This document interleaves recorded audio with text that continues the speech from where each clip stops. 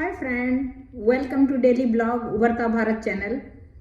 आज मैं आपको भारत की स्त्री शक्ति के बारे में, इतिहास गवाह है कि हमारे यहाँ झांसी की रानी पैदा ली थी।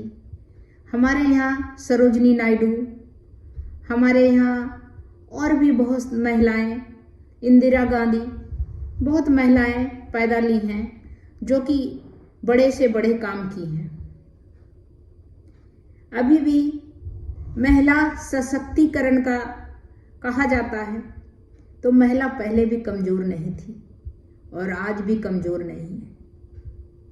आज भी आप देखिए, महिला, आप देखिए ट्रेन भी चला रही है, मेट्रो भी चला रही है, ट्रेन भी चला रही है, हवाई जहाज भी चला रही है, बस भी चला रही है, ट्रक भी चला रही है और कार भी चला रही है, घर भी चला रही है, बच्चों को भी चला रही है, पति को भी चला रही है, अपना गृहस्थी को भी चला रही है।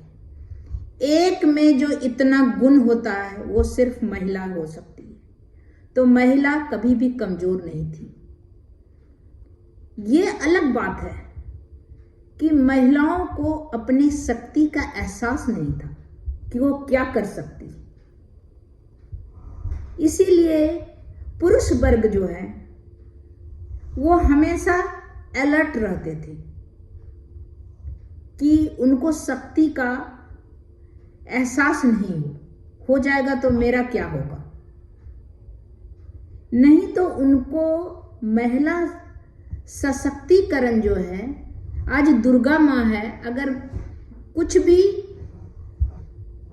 पूरा सब शक्ति हार गए तब दुर्गा माँ का अवतरित हुई। दुर्गा माँ, काली माँ तब अवतरित हुई। सरस्वती माँ देखिए, स्वर की देवी है और विद्या की भी देवी है। तो स्वर मतलब हो गया मधुर, काली माँ हो गया नाश करने के लिए, संहारक है। तो उसी तरह करके लक्ष्मी माँ हुई धन के लिए। तो हमारे यहाँ जो पुरुष वर्ग है वो जानते हैं कि सभी चीज में औरत महिलाओं का विशेष योगदान है।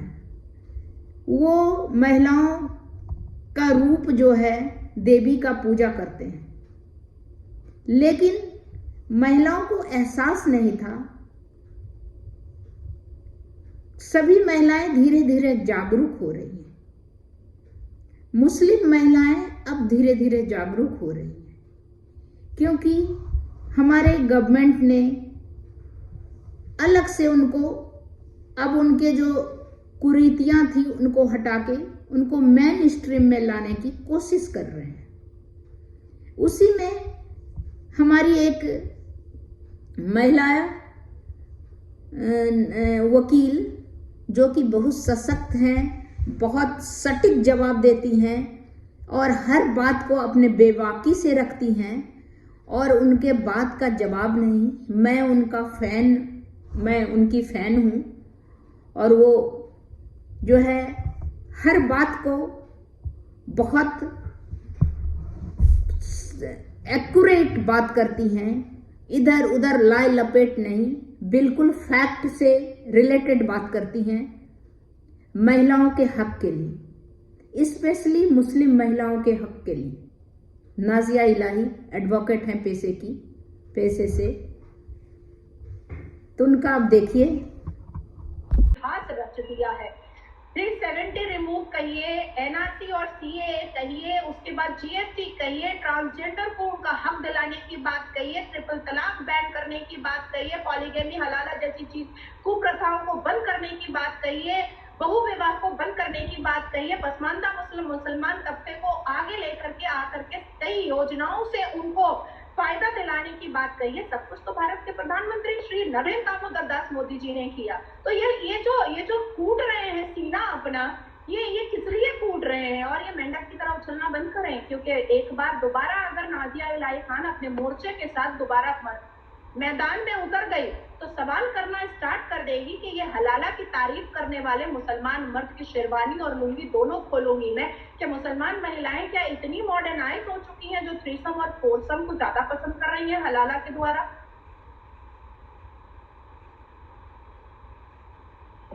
दैट वाज रैपिड फायर आपने देखो।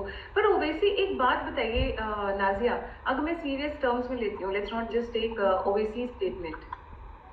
आज मैंने नाजिया इलाही जो एडवोकेट हैं उनका मैंने वीडियो कवर किया है।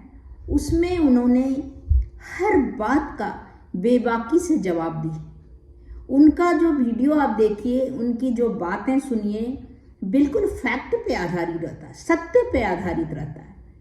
तो वो जो है, और मुस्लिम महिलाओं के लिए जो है वो हर उनकी आवाज़ बनती है। और महिला सशक्तिकरण का बात जहाँ तक आता है तो वो मानती हैं कि हर महिला को शक्ति होना चाहिए, हर महिला को अपना अधिकार से की जानकारी होनी चाहिए कि उनकी क्या अधिकार है।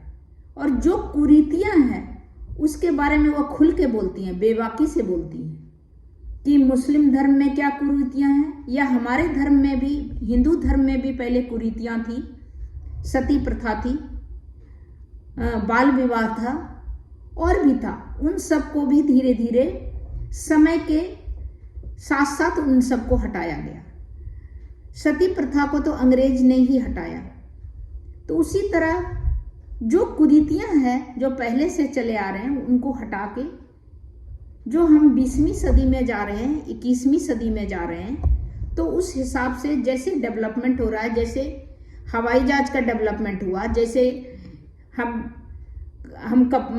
जींस पहनने लगे, जैसे हमने तरह तरह की गाड़ियों का यूज किया, उसी तरह आदमी की भी तरक्की, मानसिक रूप से भी तरक्की होनी चाहिए। इसीलिए कुरीतियों को हटा के जो हमारे अच्छी चीज है, सोच है, उसको लेके आगे बढ़ना चाहिए, जिससे कि हमारी तरक्की होगी और आने वाला जो जनरेशन होगा उसकी भी तरक्की होगी। तो वो महिला के द्वारा ही हो सकता है। एक माँ जो है अपने बच्चों को सही से, अगर शिक्षित माँ रहती है, पढ़ी लिखी माँ रहती है, जागरूक माँ रहेगी, तो अपने बच्चों को, लड़कियों को, लड़के को जागरूक बनाएगी, एक अच्छा नागरिक बनाएगी, एक नस्ल अच्छा होगा हमारे आगे जनरेशन में। तो वो जो है महिलाओं का योगदान बहुत है, घर से बाहर के क्षेत्र में हर जगह।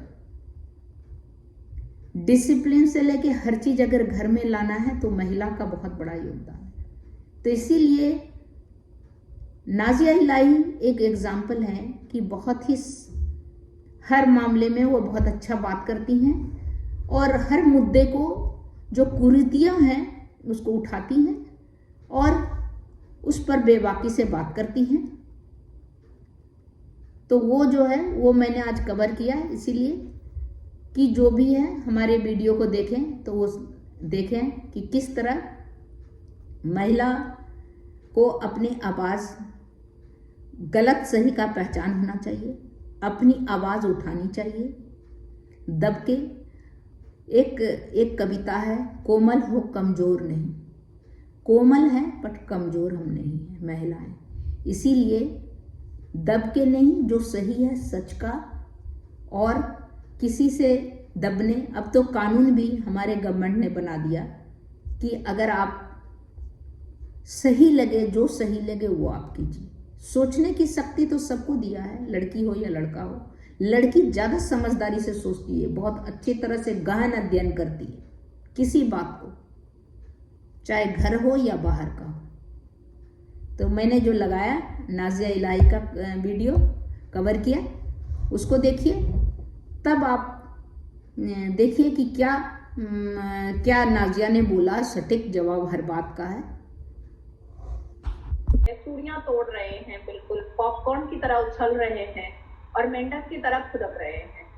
अब बात ऐसी है कि अवैसी साहब एक काम क्यों नहीं करते, अपनी चेयर मुझे क्यों नहीं दे देते, अपनी चेयर छोड़ दें, कहें कि नाजिया इलाही खान या कोई भी XYZ, कोई भी मुस्लिम महिला को मैं अपनी चेयर देता हूँ। दूसरा सवाल पैदा होता है कि अवैसी जी की पार्टी में कितनी मुसलमान महिलाएं जो है वो मेंबर ऑफ पार्लियामेंट है, या उसको टिकट मिली है, या उसको उन्होंने विधानसभा में टिकट दी है। सवाल जवाब आता है नील बटा सन्नाटा। अब तीसरा सवाल उठता है कि अवैसी जी ने कितने अपने बैरिस्टर होने के बावजूद कितनी महिलाओं को प्रोवोक किया, उनको उत्साह दी कि आप भी बैरिस्टर बन जाइए, मैं खर्चा कर देता हूँ, मैं आपको पढ़ा दिया करूंगा। अब चौथा सवाल उठता है कि अवैसी जी के स्पीच में, पब्लिक गैदरिंग स्पीच में, जब औरंगजेब और ठरंगजेब का नारा लगता है, उनकी स्पीच में जब पाकिस्तान जिंदाबाद कहा जाता है, जब उनकी स्पीच में मुगल आजम और ठरके आजम लोग खड़े होकर के भारत की मिट्टी को मलाइन करते हैं, तब वो अपनी बैरिस्टरगिरी क्यों नहीं दिखा करके ऐसे आतंकवादियों को जमा करवाते हैं जेल की सलाखों के अंदर, खुद आई विटनेस क्यों नहीं बन जाते हैं? देखिए, लोगों का कहना होता है ना कि नाज़िया तो बड़ा कड़वा बोलती है। ये कुछ नहीं है, अभी तो मैं बहुत एडुकेट तरीके से बात करती हूँ। ऐसे लोग अगर सामने आ जाए ना, तो मैं लूंगी खुलवा करके अपनी जुबानों से बात करूंगी। और अभी तो मैंने सिर्फ चीथड़े खोलने स्टार्ट किए हैं, अभी तो मैं लूंगी तक खुलवाऊंगी इनका। और मैं आपको एक बात बता दूं कि 90% मुसलमान पुरुष लुंगी के अंदर चड्डी नहीं पहनते, इतनी तमीज भी इनको नहीं होती है। अब मैं आपको एक बात बताऊं कि गीता में मैंने एक चीज पढ़ी थी। गीता में मैंने पढ़ा है कि सरल व्यक्ति के साथ किया गया छल जिंदगी बर्बाद कर सकता है। आप कितने ही बड़े शतरंज के खिलाड़ी हो, सरल व्यक्ति के साथ किए गए छल का परिणाम बहुत बुरा होता है। अब ये जो छल जो है ना, ये असदुद्दीन अवैसी जी ने खुद करके कर तो दिया है, लेकिन अब सवाल के घेरे में वो फंस चुके हैं। 3 तलाक के वक्त में जब सायरा बानो और शाह बानो जब गुहार लगा रही थी, तो यही असदुद्दीन अवैसी जी है जो मैरिज एक कॉन्ट्रैक्ट है, मैरिज एक कॉन्ट्रैक्ट है का नारा बुलंद कर रहे थे सांसद होकर के संसद के अंदर। हमें कॉन्ट्रैक्ट का एक मेमोरेंडम बना रहे थे। असदुद्दीन अवैसी जी की जुबान में ताला लगा हुआ था जब हमारी मासूम महिलाएं, मासूम बहनें और माता जब 300-400 रुपए मेंटेनेंस के लिए सुप्रीम कोर्ट में गुहार लगा रही थी, तो अपोजिशन का साथ देते हुए असदुद्दीन अवैसी जी उसकी गुहार को, उसकी आंखों, खून से भरी आंखों के आंसुओं को भी उन्होंने कोई मान और मर्यादा नहीं दिया, और इस्लाम का नारा बुलंद करते हुए ये कहा कि नहीं, जो इस्लाम के हिसाब से हो गया है सो हो गया है, उसके बीच में कोई नहीं आ सकता है। दुर्भाग्य की बात है कि 76 साल महिलाओं ने जिस अधिकार, सम्मान, मान, मर्यादा के लिए अपनी आवाज बुलंद की, 70 करोड़ से ऊपर इस भारत की भूमि पर रहने वाली महिलाएं 76 साल से कलप रही थी। हालांकि आजादी से लेकर के आज तक अपना एफर्ट, अपनी हिम्मत, अपनी ताकत और राष्ट्र के लिए हित में अपनी लड़ाई कभी भी उन्होंने खत्म नहीं की। और आज पहली बार अगर कोई शेर खड़ा हुआ है पूरे करेज के साथ, उन पुरानी फाइलों के धूल को हटा करके हमें मान मर्यादा देने के लिए, 33% वुमेन रिजर्वेशन देने के लिए, तो बड़ी दर्द हो रही है उन लोगों को जो कभी और मुसलमान औरतों को खेत करके पुकारते हैं, कभी मुसलमान औरतों को फसल कहकर पुकारते हैं, कभी मुसलमान औरतों को की 12 साल में शादियां करवा देते हैं, कभी मुसलमान औरतों को बच्चा पैदा करने की मशीन बना देते हैं, कभी मुसलमान औरतों को लड़ते हैं, यूसीसी की विरोधिता करते हैं कि नहीं 4 शादियां होनी चाहिए और मुस्लिम पुरुषों को इस्लाम के हिसाब से 4 बीवियां मिलनी चाहिए। कभी यही मुसलमान पुरुष असदुद्दीन अवैसी जैसे लोग बोलते हैं कि पीरियड्स के बाद शादी हो जानी चाहिए, निकाह हो जाना चाहिए। तो अब आप कहें कि जो इस्लाम और मुसलमान पुरुष अपने घर के अंदर रह रही अपनी खुद की बहन और माताओं को इज्जत नहीं दे पाते हैं, आज वो नए संसद के बाहर खड़े होकर के बड़ा खुदकते हुए नजर आए। अब उन्होंने एक और सवाल उठा दिया बड़ा सीना ठोक करके, ये जो नफरत की चूरन है ना, ये अवैसी साहब और अवैसी साहब जैसे लोग बड़ा बांटते फिरते हैं और बड़ा इनसे यही चूरन से इनकी दुकान चलती है। बड़ा जोर उठाया कि मुस्लिम को तो इन्होंने कोई नाम ही नहीं लिया, ओबीसी को तो इन्होंने कोई नाम ही नहीं लिया, रिजर्वेशन में जगह ही नहीं दी, और भारत के पॉपुलेशन की बात इन्होंने कह डाली। मैं कहती हूँ कि अगर भारत के पॉपुलेशन के हिसाब से बातें उठ जाए तो 2-4 जो मुसलमान अंदर पार्लियामेंट के नजर आ रहे हैं ना, वो भी नजर नहीं आने चाहिए। फ्रीडम ऑफ स्पीच का जो नाजायज फायदा अवैसी और अवैसी के जो चुन्नू मुन्नू उठाते फिर रहे हैं और भारत के प्रधानमंत्री को हर रोज मलाइन करते फिर रहे हैं, मैं उनको याद दिला दूं कि अपने घर के अंदर क्या अपने बाप को एक तमाचा मार सकते हैं? या अपने बाप को डिफेम और मलाइन कर सकते हैं। फ्रीडम ऑफ स्पीच है ना भैया। यहाँ पर बैठे बैठे इस ब्रॉडकास्ट में क्या मैं बदतमीजी कर सकती हूँ अवेसी जी के साथ और मैं कह दूंगी कि फ्रीडम ऑफ स्पीच है? तो भारत का प्रधानमंत्री जो भारत के लिए, भारत की भूमि के लिए, इस राष्ट्र के लिए जी जान एक कर चुका है, जिसने 9 साल में 9 सेकंड की छुट्टी तक नहीं ली है। एक पैर उसका इंडोनेशिया की मीटिंग में रहता है तो दूसरा पैर दिल्ली में हो रहे G20 की समिट को सक्सेसफुल करने के लिए परिश्रम में लगा रहता है। ऐसे व्यक्ति को हर रोज ये मुसलमान मलाइन करते हैं, डिफेम करते हैं, एक्यूज करते हैं और फिर यहाँ की ही योजनाओं से और यहाँ की ही सुरक्षा का मजा लेकर के आराम से घर में सीना चौड़ा करके सो जाते हैं। ये राष्ट्र एक ऐसी राष्ट्र बन गई है जहाँ पर आराम से सनातनियों को गाली दी जाती है और बड़ा सीना चौड़ा किया जाता है। मैं इन्हीं लोगों को, इन्हीं मुसलमानों को कहना चाहती हूँ कि जरा यही गाली पाकिस्तान के अंदर दे करके दिखाया जाए तो वहां के प्रधानमंत्री को, यही गाली जरा सऊदी अरबिया के शहजादे को देकर दिखाया तो जाए, यही गालियां जरा दुबई में जो 72 एकड़ की मंदिर बन रही है उसको जरा दे करके दिखाया तो जाए। इनकी औकात याद दिला देंगे। नाजिया के ऊपर फतवा जारी करना या नाजिया जैसी महिलाओं, पढ़ी लिखी महिलाओं के ऊपर फतवा जारी करने वाले, अगर नाजिया का वीडियो और मैंने जो बताया उसका अगर अच्छा लगे आपको तो लाइक कीजिए, सब्सक्राइब कीजिए, बेल आइकॉन दबाइए और इसी तरह इंटरेस्टिंग वीडियो लाती रहूँगी जो हमारे समाज में हमारी महिलाओं को या हमारे समाज में जिस चीज़ का, जिससे कुछ उदाहरण सेट हो, एग्जाम्पल सेट हो कि कुरीतियां को हटा के अच्छी जो है अच्छी कुरीतियां को हटा देना चाहिए और अच्छे चीज़ को हम आगे लेके जाएं। तब तक इतना ही, फिर मिलती हूँ अगले वीडियो में। नमस्कार।